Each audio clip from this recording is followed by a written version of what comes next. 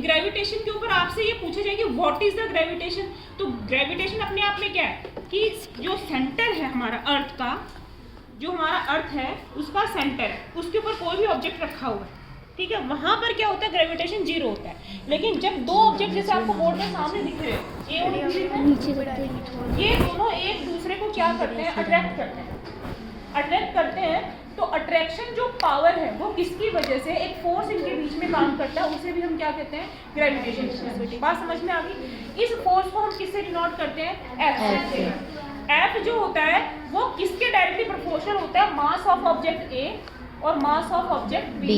मान लीजिए कोई भी ऑब्जेक्ट ए है तो इसका मास कितना है, m1 है, और इसका मास कितना है, m2। तो दोनों के डायरेक्टली प्रोपोर्शनल होगा, और जितना ये आपस में दूर होंगे उतनी ही उनके अंदर क्या होगी, ग्रेविटी कम होगी। समझ में आ रही है, उनका अट्रैक्शन क्या होगा, उतना ही कम होगा, तो ये क्या हो जाएगा, इनवर्सली प्रोपोर्शनल। तो according to the universal law of gravitation, यदि एग्जाम में क्वेश्चन आ जाता है then you will write that F is equal to G m1 m2 upon में d square. What is the G, universal constant, और इसकी value जो है बहुत बार एग्जाम में पूछी जाती है, G इज इक्वल टू 6.67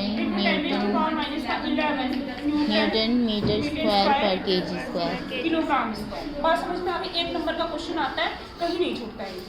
दूसरी बात, इसमें से क्वेश्चन पक्का आता है, इसमें से यदि आपको क्वेश्चन गिवन होगा और आपको F पूछा जाएगा तो G की वैल्यू हो सकता है दे और G की वैल्यू हो सकता है ना दे। कहाँ पे, एग्जाम। बात समझ में यहाँ तक आ गई आपको।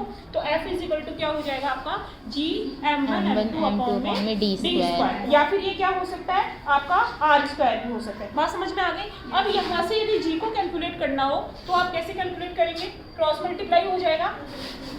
तो G इज इक्वल टू क्या हो जाएगा आपका, F d स्क्वायर अपॉन में m1 और m2 हो गया ये। अरे बात समझ में आई कि नहीं आई।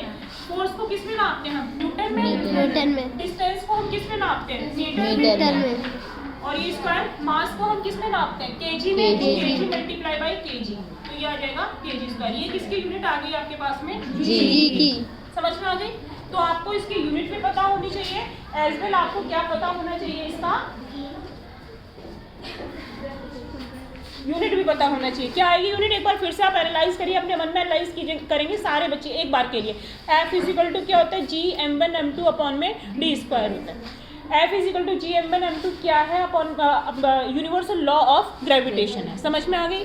फिर इसके बाद में F को आप कैलकुलेट करते हैं तो what is the unit of the S, that is a force है ना। फोर्स की यूनिट क्या होती है, न्यूटन होती है। तो यूनिट F की कितनी आएगी, न्यूटन आएगी। एग्जाम में क्वेश्चन आपसे पूछा जाएगा तो उसमें G की वैल्यू गिवन हो भी सकती है और नहीं भी। Then you should learn what is the value of the G, that is 6.67 into 10 raised to power minus का 11 न्यूटन मीटर स्क्वायर पर किलोग्राम। यहाँ तक कोई doubt. Universal law of gravitation यदि आता है और कोई बच्चा इतना लिख देता है तो कहीं पर भी उसके मार्क्स नहीं कटेंगे। दूसरी बात, इससे आपका क्या हो जाएगा, एक न्यूमेरिकल हो जाएगा। बात समझ में आ गई, ठीक है।